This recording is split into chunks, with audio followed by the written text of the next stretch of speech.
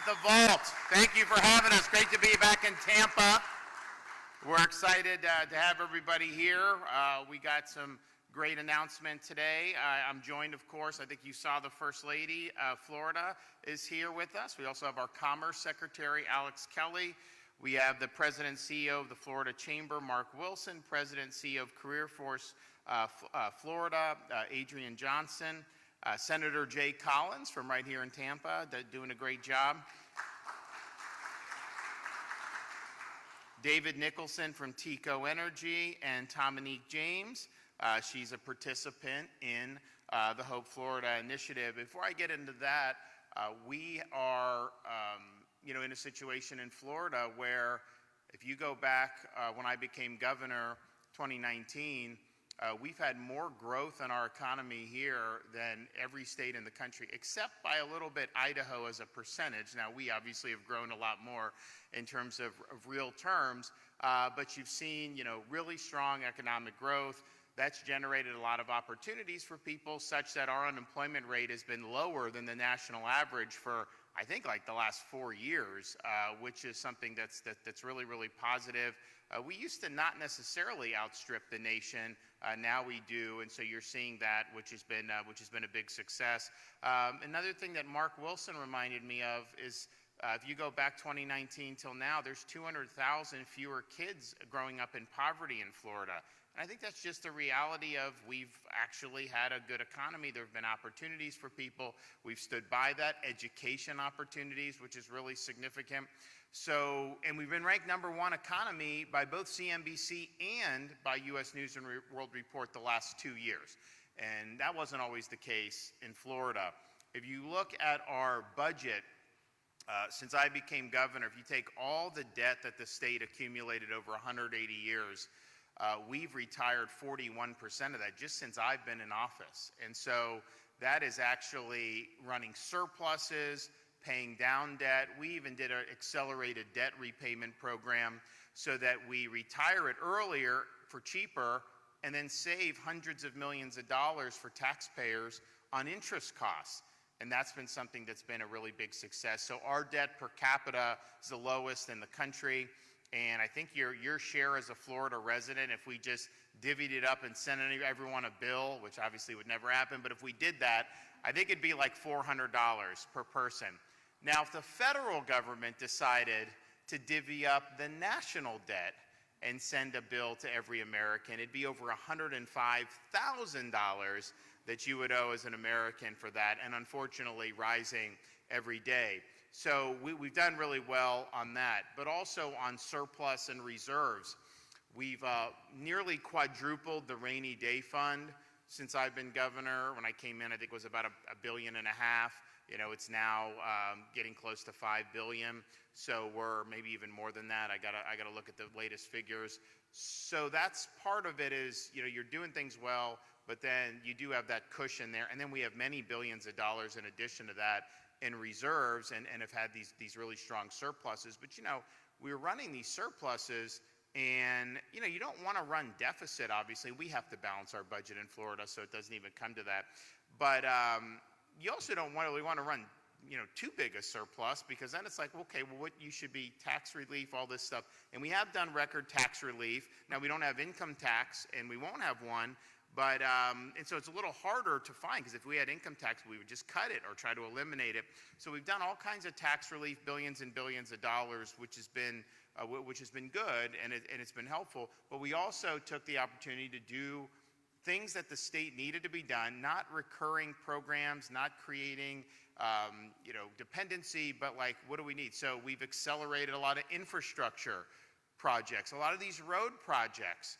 I was just driving on I-4 in Polk County, and we did this 8 months ahead of schedule. We did this additional lane, and that's just temporary to be able to bring the full project to fruition. But you actually go better now as a result of that. There were projects that needed to be done with bad traffic now that weren't even scheduled to start for another 10 or 15 years. We started them all under Moving Florida Forward with like a $7-8 billion infusion Now these things are going to be done 5 to 10, 15 years ahead of schedule. And that means a lot of savings of time and also for the economy. So we've done really big on infrastructure. We've also done very big on environment, restoration of Everglades, springs, beaches. We've never had a run like we've had since I've been governor in Florida. I think we're going to be able to continue that. They still haven't done a budget, but that's something that's very, very important to a lot of people. So we've done that. And the thing is, you know, you build, like we're going to do the ribbon cutting for the C-43 reservoir, you know, at some point this month or next month, I think. And for those of people, it's, you know, we're a little further north to have a major impact of that. But, you know, the Army Corps of Engineers, if Lake Okeechobee gets too high, they start spewing water into the rivers. And, you know, some parts of the year, it's fine to do that to the Caloosahatchee, like in the winter. But as you get into the summer, you put nutrients, all this stuff, it could exacerbate problems. Well, now you have this big reservoir that will clean the water. Then if you need to send, it doesn't make it, at that point, it's not a big deal because it's clean water. And people have been asking for this for a long time. So that'll come online. We did the one on the other side of the lake as well. We're working on the one south. We've done our part on the south of the lake. We need the feds to give us more authority to handle that. But those are really big things that we've done, even while paying down debt, even while running surpluses, even while cutting taxes. And then education. You know, in Florida, we have the #1 ranked higher education system in America. I mean, for many years running now. And if you're a Florida resident, what is the cost to go to any of these universities? It's like $6,300. You can't match that anywhere in the country. In fact, some of these public universities cost way more than that, even for in-state. And of course, now it's like if you even get into University of Florida, for example, you probably qualify for Bright Futures anyways, which is free tuition or at least 75% tuition. So that's been something that's been really significant. And then the K-12, we've done more money for teacher salaries just since I've been governor in Florida's ever done, billions of dollars and all that. So it's a success story in terms of how to manage this stuff. We're doing well now, but even if the economy has turbulence, you know, we've prepared for that, and that's really what you should do.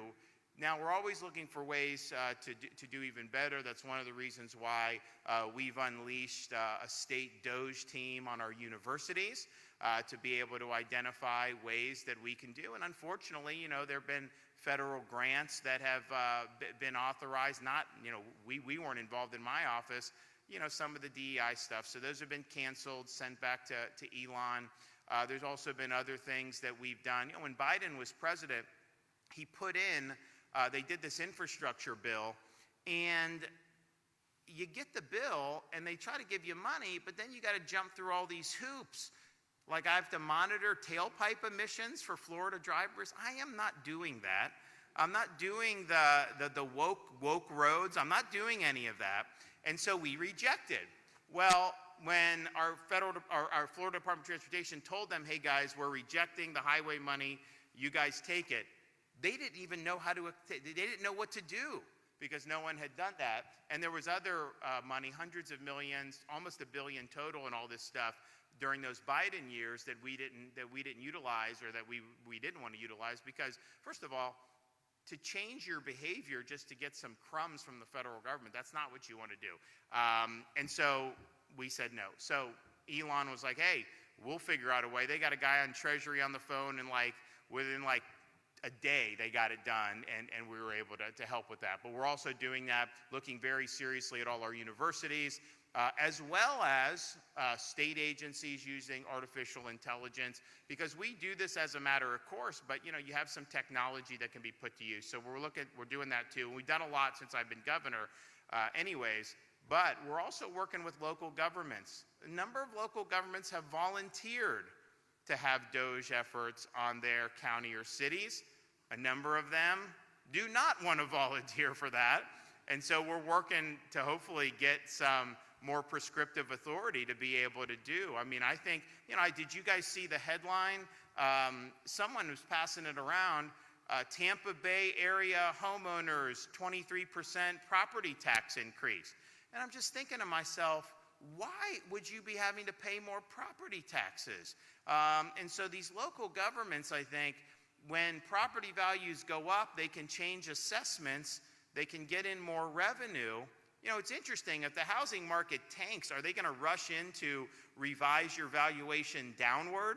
I don't think so. Maybe, if that happens, hopefully we don't have, economic issues, but if that happens and people actually revise downward, and so your home that ballooned from 400,000 to 800,000, if they're going to revise that back down, let me know. But I don't think that's what they do.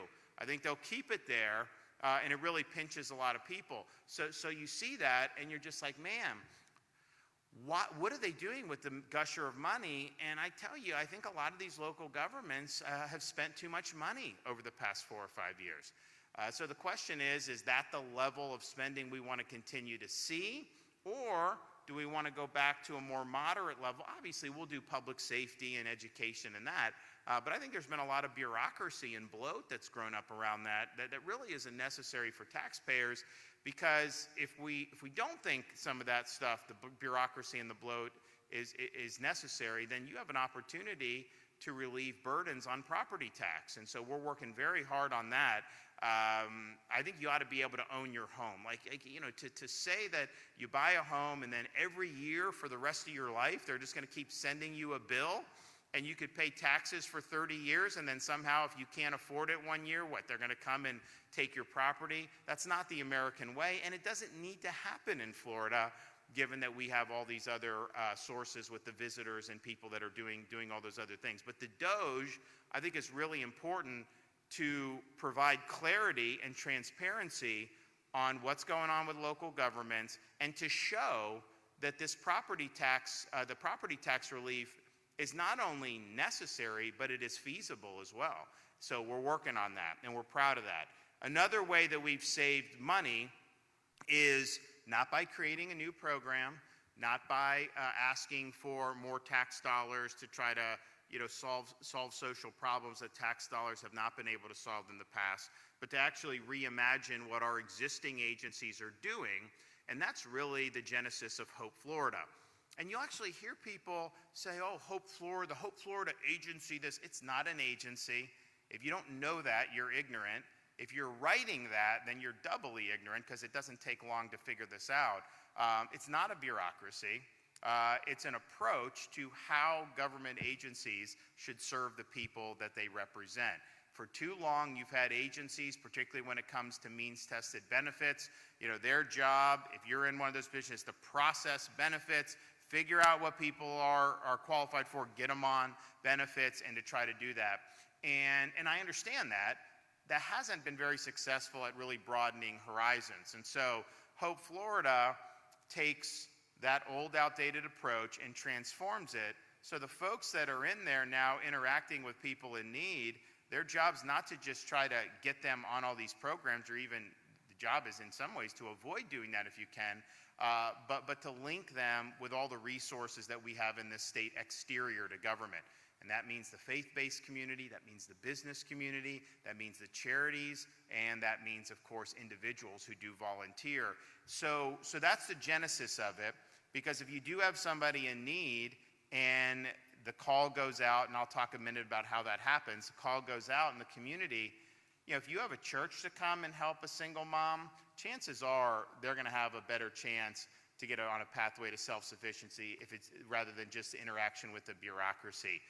If you have somebody that maybe got displaced and needs a place to live, having charities, having some of the faith-based, even having some of the business community involved, that's going to help people more. So there's a lot of resources out there. There's a lot of people that want to help, but a lot of times people in need just don't know where to turn. And so Hope Florida really serves as that nexus to be able to link people in need to the resources that are available throughout society. Now, initially there was a strong focus on child welfare, as you could imagine, and that's good. And there's been a lot of discussion, and I know the First Lady and I have gone and done events around the state, for a couple years now.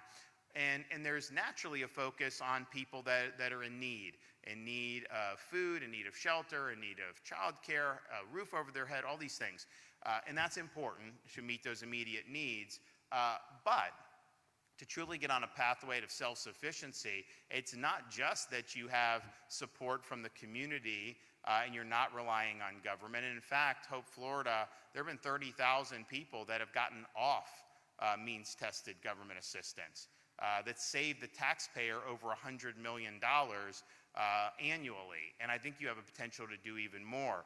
So from a budget perspective, this is kind of, honestly, it's the way out of the mess that we have in Washington with how much spending and all the programs, is to transcend some of this stuff so that people have an ability to stand on their own 2 feet. But with Hope Florida, those immediate needs are important. But we also understand, if you can link somebody with the prospect of having stable employment, that is going to be something that is going to be meaningful, not just for the recipients, but also for any dependents that they may have.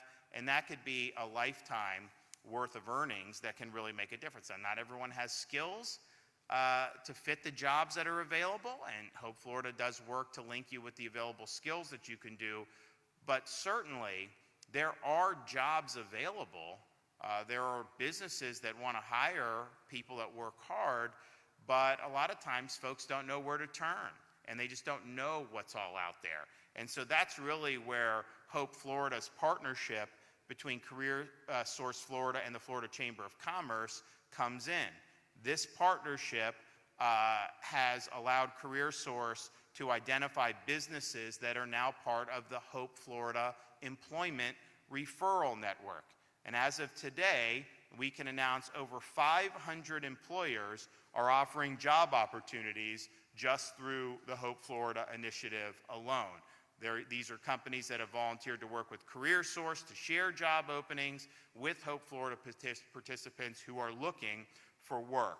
Now, as part of their normal duties, Career Source, when Floridians come looking for work, the local workforce boards assist them in that search process. Through this partnership, we can now say all 21 local workforce boards now have Hope Florida liaisons dedicated to helping participants find work and support services quickly and effectively, and these navigators work directly with referred individuals. To date, over 3,000 Hope Florida participants have secured employment, with 87% achieving a wage increase after their first 6 months on the job. So this is a positive pathway forward now for thousands of Floridians, and I think in the future, thousands and thousands of more. We've also, that's kind of how Hope is helping people in need, but that's against a backdrop of our state's initiative since the day I took office to put a strong emphasis on workforce education. We're proud that we have the top public university system ranked in the country, but at the same time, a degree from a 4-year brick and ivy university is not the only way you can be successful. For many people, it's not the best way to find success, and the economy has real needs for people that have real tangible skills that may not necessarily be taught at a traditional 4-year university. And so whether it's the K-12 system, whether it's our state colleges, whether it's things like nursing schools, we went really hard on nursing because during COVID, people couldn't find nurses, and they were like, look, the state's growing, we have healthcare needs, you got to do more on nurses. And the state university system just announced major milestones have been reached on meeting the number of nurses that have been credentialed. So all these different things I think are really, really important. So that's the state's approach. I was told when I was growing up, oh, you got to go to college, you got to go to college, you got to go to college, otherwise you won't be successful. That's just not true. Yeah, obviously, people that go to college do well. They can be successful. But some of the most successful people in our country didn't graduate from college. We have people that have found really strong pathways with vocational and technical education. And what I see, some of these guys coming out young, have skills, they go in, they do pretty good to start, but then they can end up doing their own businesses in electrical and HVAC and some of these things. It's a great opportunity for entrepreneurship as well. So this is all really, really important, and we're putting the Hope Florida against the backdrop of a state that really cares about people getting the skills they need to be successful. And I'm going to continue to work hard to make sure that we have a strong higher education. We've put a lot of emphasis on a number of major issues in our universities, and we're going to continue to do that. And I think we have an opportunity to continue to lead the way, especially with how off-kilter so much of higher education has gone around the country. Parents look at places like Columbia and they see some of the nonsense that's going on. That's not what they want. You would not want, first of all, those are very expensive places to go. Are you going to want to write a check as a parent or take out major loans as a parent or a student for massive amounts of money, to go to some indoctrination camp? It doesn't make any sense. So we feel really good about the direction that we can go, but I also know that is not even scratching the surface of the potential that's out there to just focus on universities. So we've put our money where our mouth is. We've expanded opportunities. Our goal when I took office is by 2030 be #1 in workforce education. I don't know if we could say that quite yet, but we're getting awfully close. So stay tuned on that. And now I'll turn it over to the First Lady.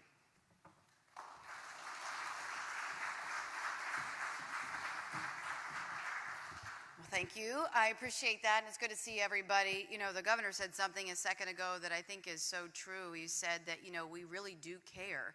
And at the end of the day, that is the God's honest truth. We really do care. When people ask me, they're like, why do you get involved and why do you do all of this? And sometimes I'm asking myself that question, like, why do you do all this? Part of me was like, when he was first elected, I said, well, there's something really very special about being First Lady of the state of Florida, a lot of things. But I saw very quickly that you have the ability to be able to get good people from across the state into the room to start to think differently about how we solve problems and how we help people in need. And I thought that was really very powerful and something that I wanted to make sure that I looked back and always said that I maximized, right? I didn't want to be a potted plant in the side of the room. I wanted to be able to say that, we're giving a voice to so many people that had so many good ideas about how we can think differently about problems. And then the other thing is I want to help people. Take all of the noise, take all of the chatter in class, take all of that to a side. At the end of the day, what fuels my soul, and I know so many good people who are in the room and the governor, is that you have the potential to really change the trajectory of somebody's life and to give them hope. And my goodness, does that not fill your soul with so much happiness? And so when I look at that very privileged position that I am in to be able to do this, I want to get out there in full force and talk about it and not stop and not waver. And that's one of the biggest reasons why you'll see me out there a lot today, because that's what I want to do. I had the opportunity on Friday to sit down with about 45 Hope Navigators. And these were folks that came from various agencies. Again, Hope Florida isn't an agency. It's a rewiring of how government operates. And so I got all of these folks into the room to kind of talk about, what are you up to? And first of all, these are really great people, right? They are blood, sweat, toil, and tears. They are on the phone. They are trying to come up with solutions to be able to help people who are really suffering. And that's the thing I think that's important to know too. There are people across this state who are really suffering, but we can do something about it.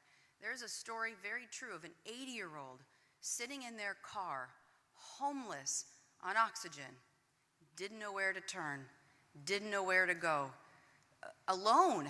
Can you imagine what that would feel like to be in your car by yourself and not knowing how to get out? 80 years on this planet, and this is where you wind up? That's not fair.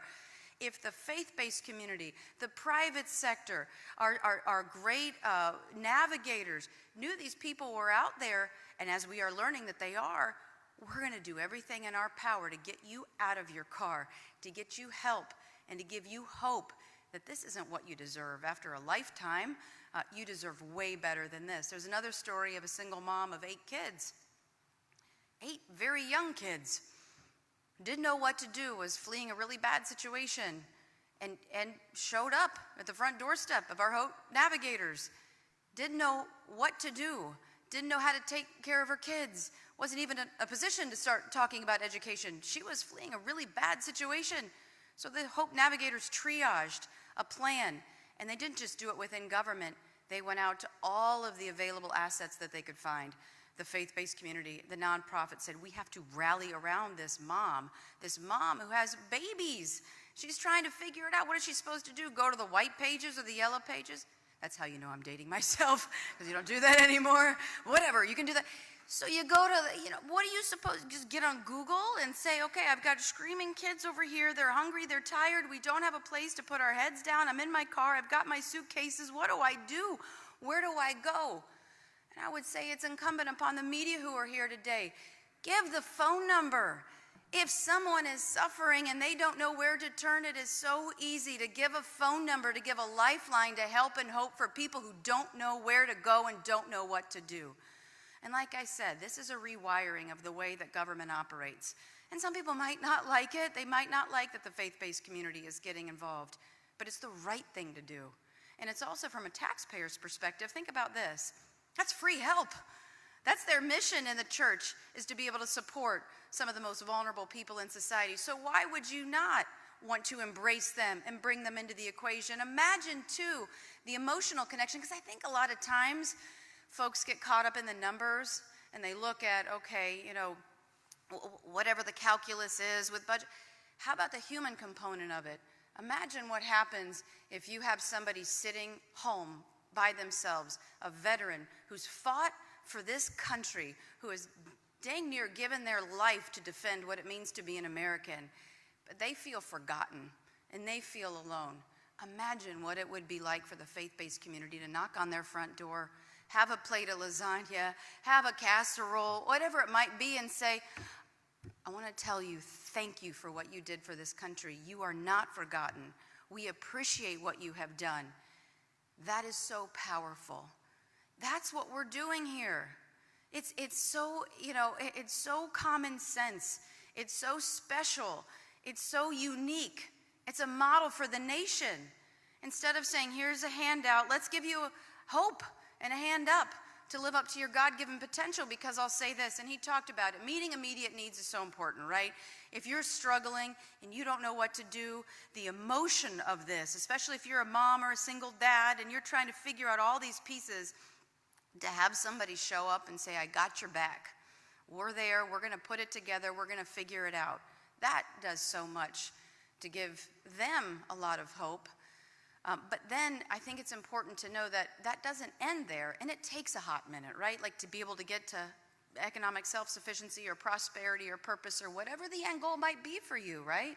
It takes a minute to get there, because we've partnered with all 28 colleges across the state who are really great, who are saying, there are a lot of great skills that you can get to meet one of the, I think Alex will tell you, 600,000 available jobs that are out there. But you know what's neat about Hope Florida? It's not like, well, here's a job, here's this, we have a really cool conversation with people, and we say, what would you like to do? What interests you?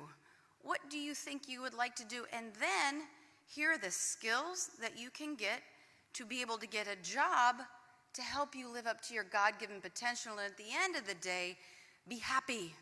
Because isn't that also what it says, and even in our founding documents, the right to be able to be happy? And so that does so much. But what Hope Florida does is it doesn't create anything new. It is not a bureaucracy. It de-silos everything. Even in talking with those navigators, I will say, since this guy has been elected for the first time, the navigators with the agencies are coming together. So not only have we de-siloed, state and the nonprofits and the private sector, within state government, they're coming together to try to break down the walls, to collaborate, because some of these cases, too, are really complex, right? They might be a veteran who might be a senior citizen, so there's a lot of wickets and a lot of different ways to get help and hope. So you bring all of this together, you make it easily digestible, and then you help guide them. And one thing I thought was really powerful, you might have heard me say this like a broken record, but I truly believe this in my soul, and I've seen this in execution. The greatest thing that you can do to change the trajectory of a child's life, especially a child who's struggling, comes from maybe a troubled household with a lot of problems, is to give them mentorship, right? To give them the opportunity to see that they can do it, that if they just persevere and they work hard, that they can communicate with somebody, that that person, that mentor can give them value and give them worth and purpose. I've seen them change the trajectory of their lives. I've seen kids come through the Department of Juvenile Justice who have, been behind bars, and now they're entrepreneurs, and now they're class presidents, and they're going to college, and it's always been the mentorship component that's been such a big deal. I never really realized this until, relatively recently, but in talking with the navigators and going out, I now see the value of mentorship for adults.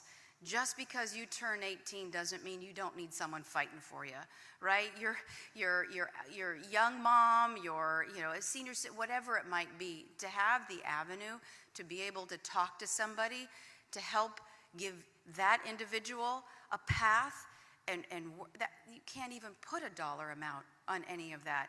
And that's another thing that's really unique about Hope Florida, is the way that when people come into the government system, which, by the way, that happened because, the Great Society, they kind of tried to federalize the churches, and now people in need are coming into government. And the communities is where really the magic is. That's where all the players are ready and willing to be able to help. But when you have people coming into the government, to have somebody there to help them is huge. But what we do is we then go out and try to find people who are on government assistance. So if you're applying for government assistance, we call you and say, hey, we saw that you're signing up for these benefits. We say, well, where do you envision yourself in 2 and 5 and 10 years? And they said, and a lot of these people, like Ginger, and I could tell her a story, single mom of 2 kids, she said nobody had ever asked me that. No one had ever asked. No one had taken the time to show value in her and to say, where do you want to be? And then she feels energized and empowered. The navigator feels energized and empowered. And then what's neat is her kids have now witnessed, and by the way, she was working in a pool store selling pool chemicals, didn't know what to do, was having a hard time keeping the lights on. Now she's a certified medical professional, doing very well, economic but her kids saw what she did. They saw that the American dream is alive and well, that you can succeed in this great state, in this country. If you know the path, you put in a little sweat equity, you have a little bit of perseverance and grit, you can accomplish it. And so that's the power of all of this. And I would just again say this. This is not about politics. This is about doing good on behalf of the people who deserve a chance for someone to fight for them.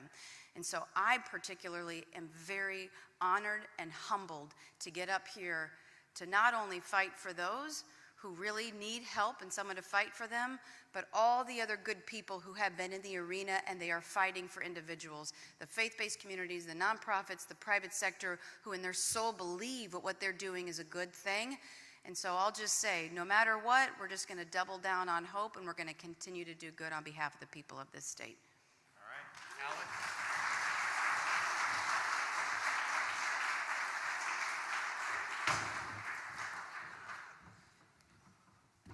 Well, Governor, First Lady, and thank you so much. Thank you, everybody. Alex Kelly, Secretary of Commerce.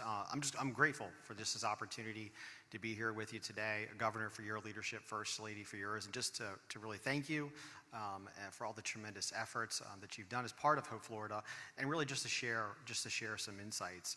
I think, Governor, I think leading by example, Florida has remained vigilant in providing expansive opportunities, numerous opportunities for all job seekers and for all job creators to connect consistently in a robust way, in a way that does really support the individual's dreams and their individual's vision for themselves and their family.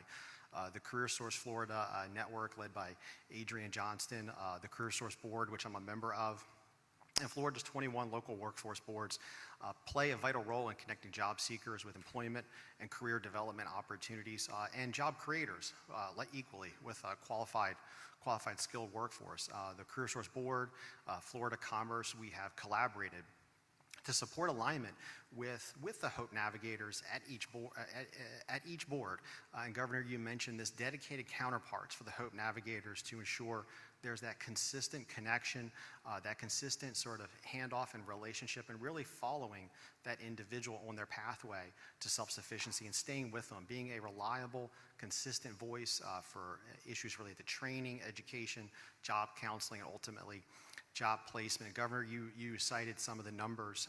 Local workforce boards have already served, closing in on more than 3,800, closing on 4,000 Floridians who are referred from Hope Navigators, providing over 60,000 services to those Hope participants, including over 5,000 job referrals. Ultimately, the most important piece. Over 3,000 of those individuals are now employed after receiving those services.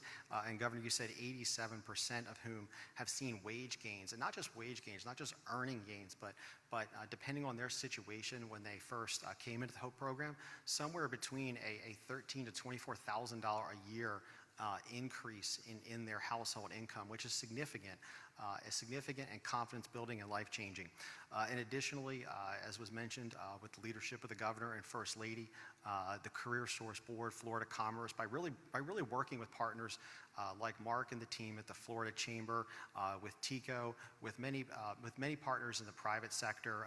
Governor, as you mentioned, there's more than 528 and climbing number of employers around the state who are welcoming, supporting Hope Florida participants. Those businesses, those Hope Florida employers, they're really committed to making a difference for Hope Florida participants to help them, get on that pathway to self-sufficiency while balancing and overcoming those just work-life challenges that might have previously made that idea of self-sufficiency hard to see, a difficult vision. Working with those Floridians, whether it's part-time employment, flexible hours, flexible things related to childcare, other ways of getting that individual, maintaining their confidence, maintaining their focus, and getting them into the workplace, and the Career Source Board.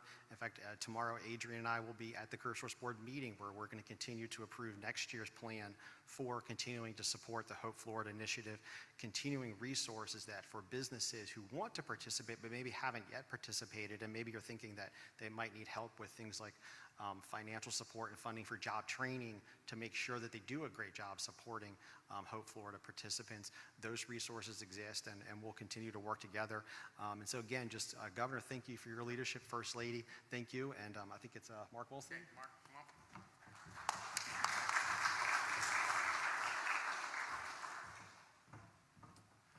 All right, well, good morning, everyone. Again, Mark Wilson. I'm the president of Florida's Chamber of Commerce, and it's an honor to be here today. First of all, you would expect this from me, but as chamber president, I would just say this. If Florida was a stock, we would be investing as much as we could in it. And I want to say right now, Hope Florida and the momentum Hope Florida has is a huge reason why. It's what we call a tailwind, right? So thank you very much for everybody being here today.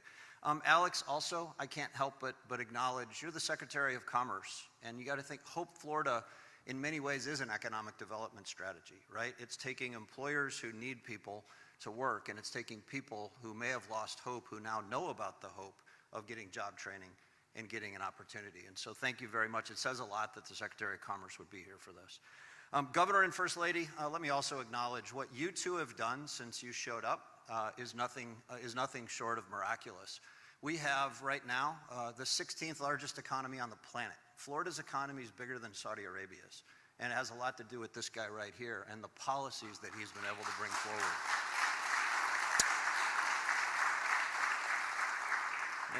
And Governor, as much as we all appreciate your leadership, to the First Lady, I want to specifically thank you very much. There are, I will tell you this, Casey, you have brought so much hope and so much opportunity to this state. If you look across the country, when it comes to bringing hope into zip codes and into families that otherwise wouldn't have had it, what you've done is second to none across the nation. And it's an honor of a lifetime to stand here and promote more companies finding out what Hope Florida is, but specifically to work with Adrian, to work with Career Source, to work with Hope Florida, to become Hope Florida employers all over Florida. And that's what I want to do with my time in the next minute or so, is I just want to acknowledge there's not another program like it in the country. Folks, this is a philosophy. This is a belief right? For the first time in our country's history, you have a leader who said, we're going to take the faith community, churches all over the place. We're going to take government, the goodness of government, and we're going to take now the goodness of the private sector, employers, and we're going to put all that together, right? And you know who benefits? The people who can become self-sufficient. Folks, nowhere else in the country is this happening, right? And so let me give an example. Our vision at the Florida Chamber is to support Hope Florida so that we eventually, the governor talked about, we've hit the milestone, over 500 companies now have decided to be part of this. Folks, we are just getting started. Our vision is we have 67 counties. We want Hope Florida employers in all 67 counties. We're going to work with local chambers of commerce and economic developers to bring hope into the communities. Eventually, we want Hope Florida employers in every single zip code, 983 of them. It is going to once again show the country what hope is all about, and that's going to happen right here in Florida. I mentioned counties, and let me just end with this. Here we are in Hillsborough County today. This county needs about 136,000 more jobs by 2030. So just keep that number in mind for a second. Right now, today, I just checked the scorecard this morning. For every 100 open jobs in Hillsborough, there's only 74 people looking for work. Keep that number in mind for a minute. When we look at kids in poverty, we have about 53,000 kids in poverty in Hillsborough County right now today. There's 55 zip codes. Half of all the kids in poverty are in just 11 zip codes. So imagine for a second, at a time when there's more jobs than people looking, and we have almost 53,000 kids in poverty, imagine the hope, and imagine the promise, and imagine the connection that happens when churches and employers and government works together to say, we're actually going to find the people, we're going to connect them with navigators, we're going to work with Care Portal, we're going to work together through Hope Florida, and we're literally going to get people the job training and ultimately the jobs that they need. I'm so grateful for TICO, and we're going to hear from them in just a little bit. We are going to find employers. Over the next several years, we're going to find employers in every single zip code for this. And I want to end my time by just, again, thanking both of you, Governor and First Lady. You know, one of my favorite proverbs, 29:18, it says, where there's no vision, the people will perish. And if you play that out further, right, you also have to have hope in the middle of that. And Casey, what you have done to bring hope into an otherwise hopeless situation and come up with this concept, it's funny when people say it's an agency. It has nothing to do with an agency. This is a belief and a philosophy. I hope everyone here will leave today, go to the website, direct people to the number, talk to every company that you visit in the next month, whether it's a restaurant, whether you work at the company, whether it's somebody who supports your church. Let's get more and more employers learning what this is, because there's something really special about this. And thank you for putting hope in the middle of everything we're working on. And Jay, thank you for your service in advance. I know you're next. Governor, thank you. Jay.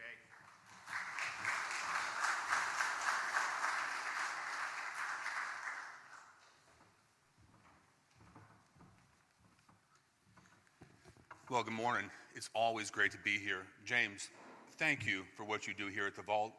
Y'all are absolutely phenomenal. I can't think of a better venue in this area to host something like this. We love you guys. You're absolutely incredible.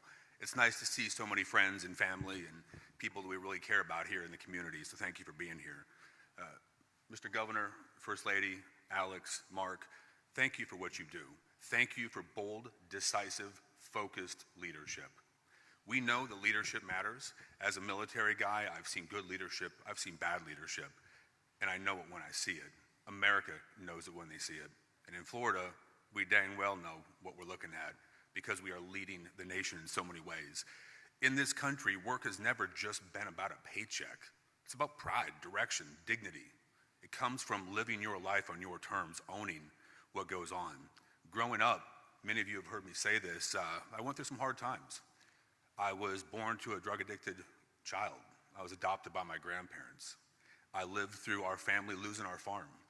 I lived through my dad passing away, my mom having a nervous breakdown. I lived in my truck part-time as a senior.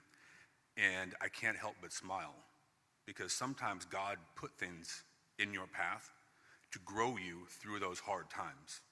I can't help but smile because in this state, in this nation, somebody like me from a broken family without a whole lot of hope can achieve incredible things, because that is what America stands for. That is who America is.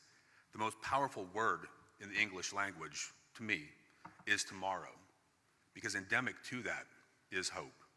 Tomorrow's a new day. It's a fresh start. We can choose who we want to be. We can choose to leave our baggage behind us, and we can choose to achieve excellence in all that we do. That's what we do in Florida. You know, Ben Franklin once said, the Constitution only gives people the right to pursue happiness. You got to catch it yourself. Have you listened to what the governor, the first lady, Alex, Mark, and so many people have said? That's what we're doing. That is the American dream. It's incredible.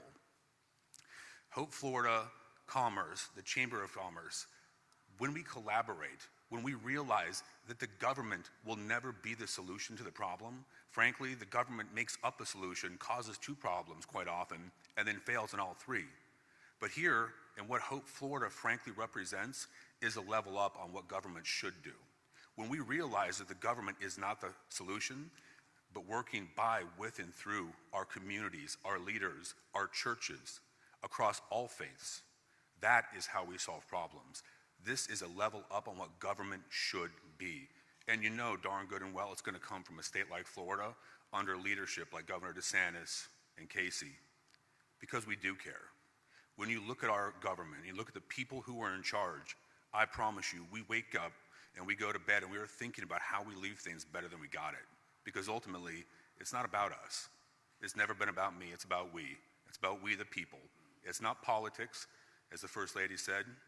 It's about people, our communities. How do we leave things better so our children can prosper in what America has to offer?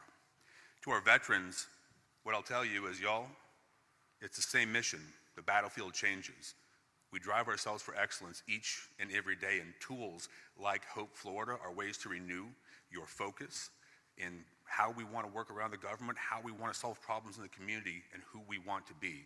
But leadership matters. You know, as I bring this in for a landing, I think it's fitting that we find ourselves in places like this more and more and more. We're having a discussion on what Florida wants to be. Now, we do need to land a budget. That's pretty important. We got till July 1st. But what we really want to discuss is, who do we want to be? Do we want to settle back for good enough? Or do we want to throw ourselves forward and drive and kick and scratch and fight for the things we've done over the last 6 years? I can tell you what I want. I choose excellence each and every day. Less legislative equivocation, more bold, decisive, focused leadership, because our people matter. Your voices matter. You have been clear in what you expect, and we will not fail in that. Because, and I'm going to sound a little bit like Leonidas from the 300 when I say this is Florida. We know what's right, we know what's wrong, and we're damn well going to do what's right, because we will not fail at what we do. Our people matter, and remember, when Florida leads, America wins. Thank you, and God bless.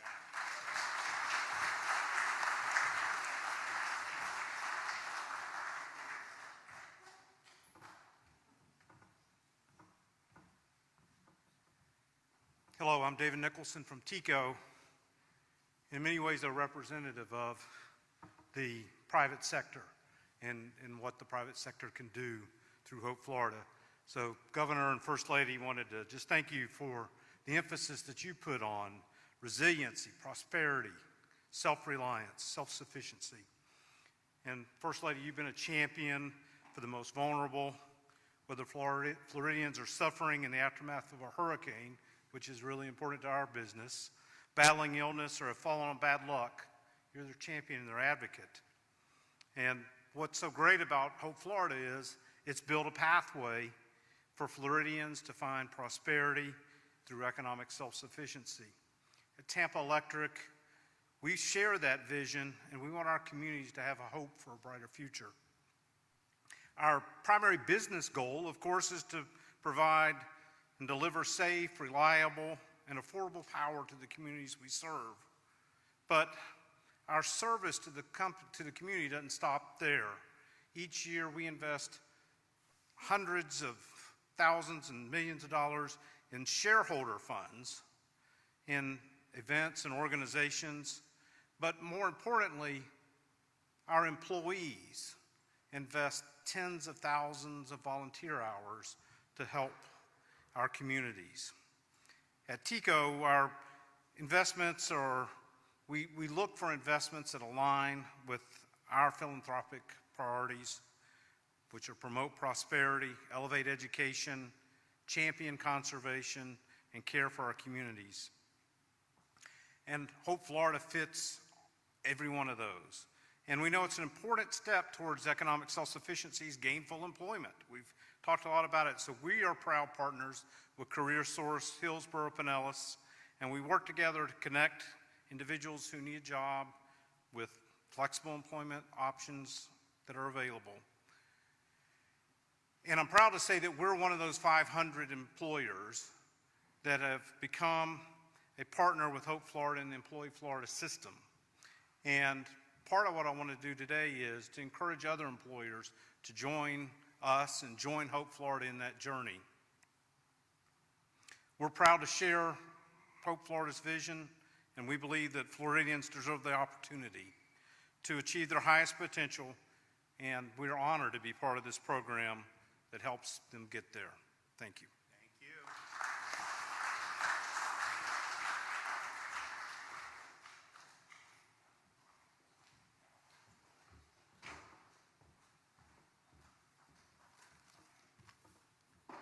Hi, good morning. My name is Tampa James, and I am very grateful and honored to be here. I'm here to share my success story with the Hope Initiative, and I just wanted to tell you I'm thankful. I was connected with Hope Florida through a food bank event after the Hurricane Milton, and I met a nice representative there who shared with me all of the ways that Hope Florida could assist me and help me with my employment barriers, industry knowledge and training, and I was also on the verge of homelessness. I took a leap of faith and actually reached out to Hope Florida and spoke with the navigator, who then got me connected with my assigned Hope navigator, Andreas Baez.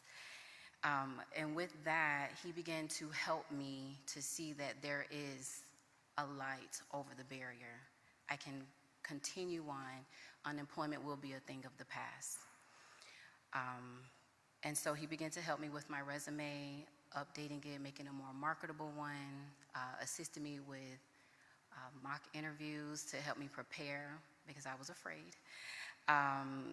But once he was able to continue to speak to me, put hope back into my life to let me know that I can do this.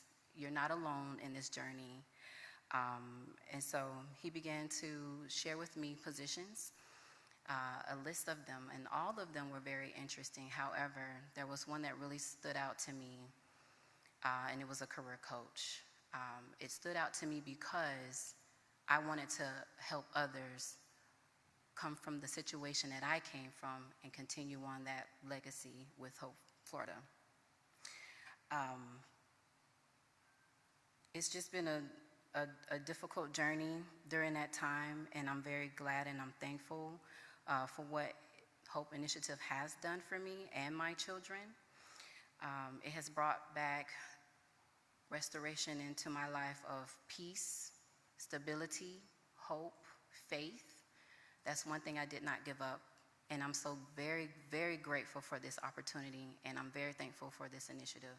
It is definitely brings and restores hope, so I appreciate it, and thank you so much. It's an honor.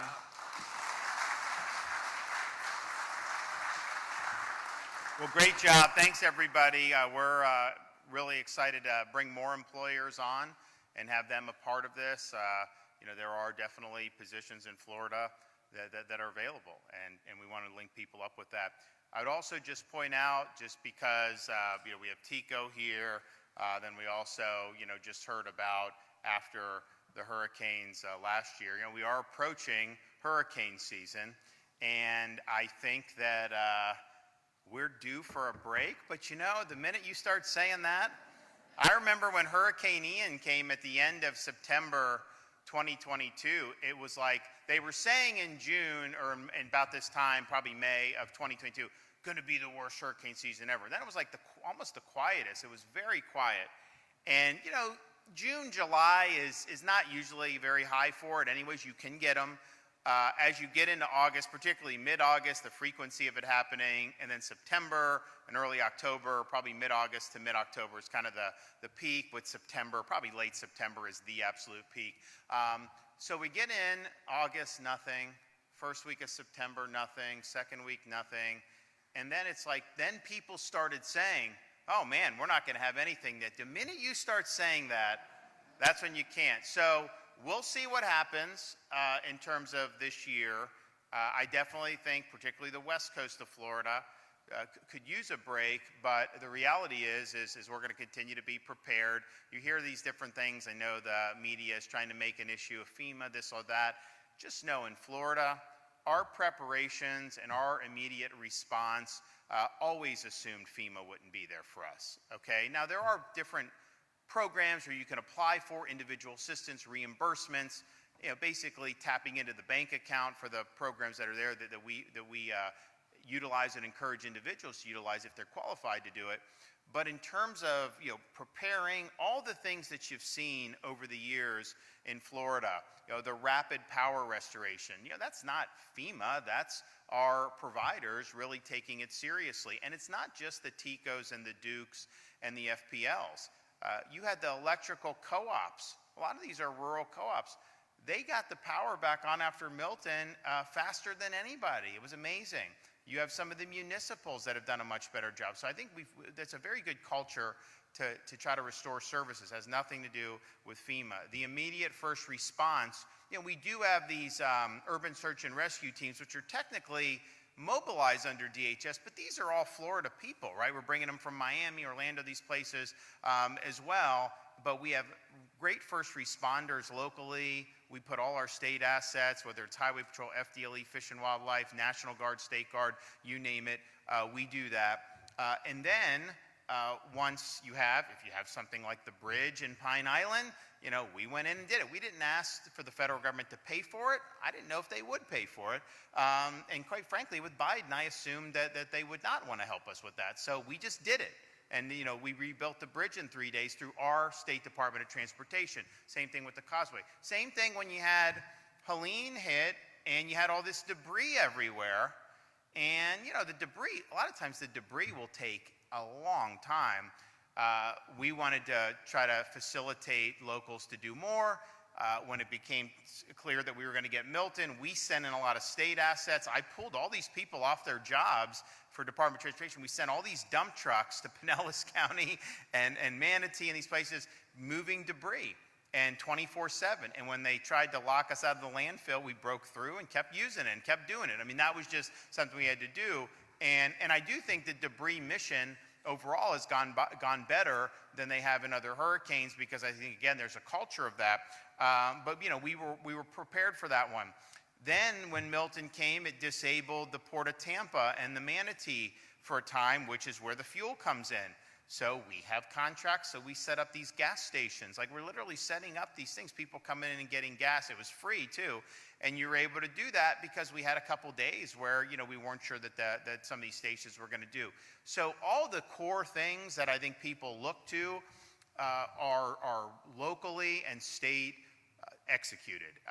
We assume that FEMA is not going to be there. Now, on some of the other stuff, in terms of what you can tap into, individual assistance, emergency protected measure reimbursements, debris cleanup reimbursements, we'll have to see what's available or what's not available. I assume that will likely still be, those statutes are still on the books. I assume that people will still qualify, but who knows how generous and all that. So we're working through that. But on the core prep, response, and then stabilize and get people back to normal, just know that we've never relied on FEMA for any of that here in the state of Florida. It's our responsibility to lead at the state, working with our great folks at the local level, and to do that. And if we're called upon to do it again for this hurricane season, we will do it again. Okay, you guys have any questions? Yes. You can ask it to me, and if I think it's good for her to answer, then I'll pass it along to her. Go.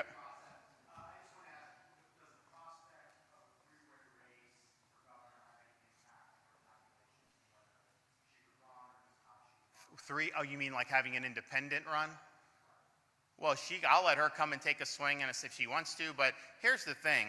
You're seeing this stuff about a three-way race because people know if you have a D next to your name in this state, you are dead meat because this party is a disaster.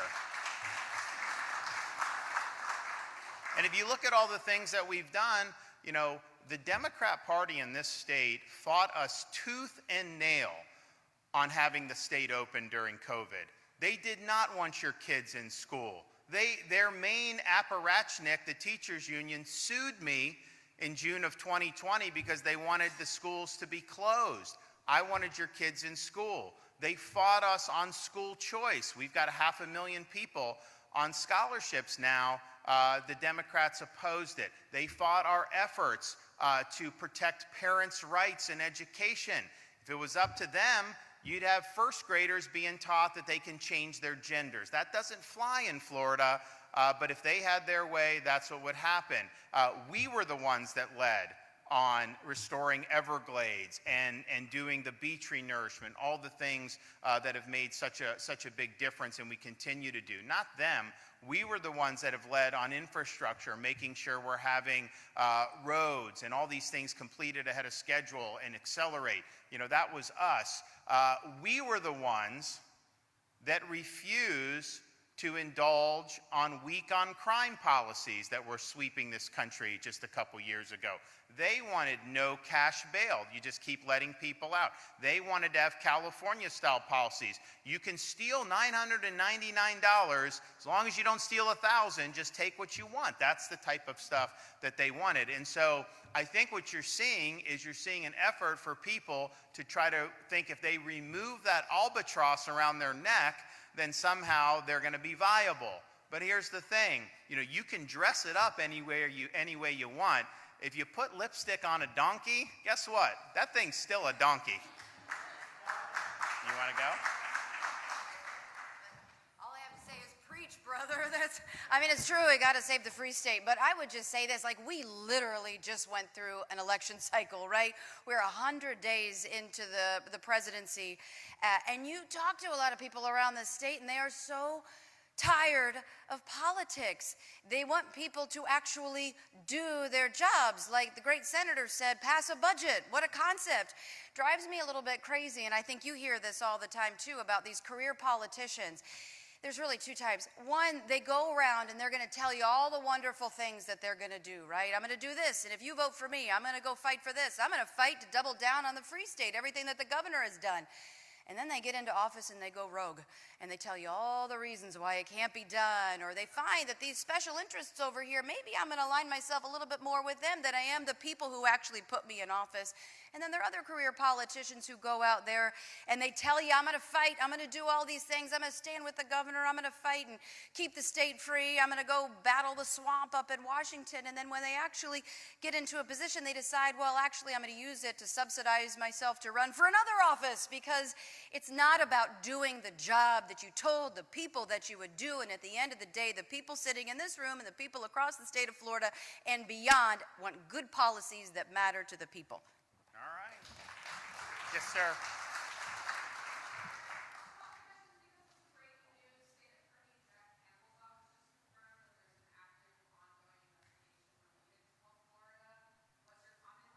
Based on what? Yeah. Well, I mean, I can tell you this has been a very successful program. It's made the lives change dramatically. And I think that everything that's been thrown at it is pure politics. And I don't think it's appropriate to be doing politics, whether it's a congressional or a state committee or any of these other things. I believe in this program deeply, and I stand by it 100%.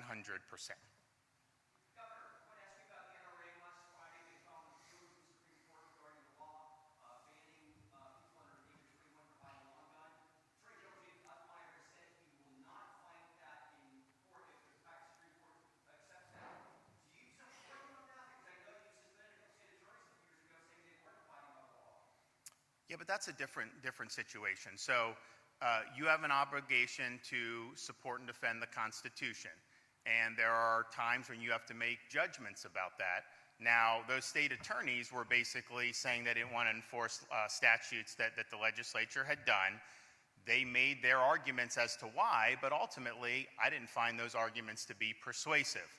On this one, I think that I said when this bill was passed, I wasn't governor yet, but I said I thought that it was unconstitutional to completely supersede the rights of young adults and to just take them out of the Second Amendment entirely. I understand why they did it, because it was an emotional time, but I don't think that that's consistent with the state constitution. So that's different than just saying laws that have been passed you don't like. You can say they're unconstitutional, but that's got to be credible. It is credible. There's a lot of people who have contested the constitutionality of suspending entirely someone's right under an enumerated provision of the Constitution. I mean, it's not just saying I have a right to this. There's an enumerated provision. You've got people that are 18 years old that will be sent halfway around the world to carry a rifle in the Marine Corps.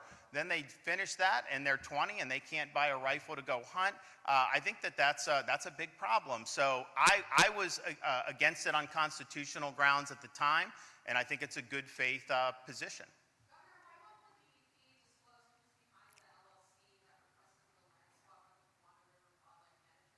I'm not sure what you mean with DEP. It was not initiated by DEP. It was initiated by a private landowner. Yes, sir.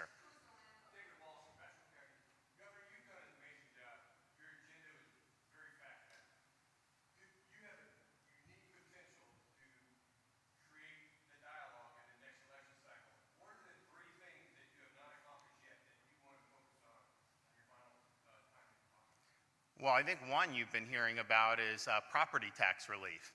And I think it's really important. I think it would make the state, it would take us to the next level if we could have a situation where you actually owned your home and you weren't having to cut a check every year to the government. So that's going to be a heavy lift. It's going to require a lot of collaboration.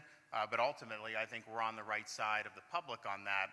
Now, fortunately, you've heard me speak over the last few months about my dissatisfaction with some of the things that have gone on, particularly with the Florida House of Representatives, and I've been very clear. I think that they've missed an opportunity.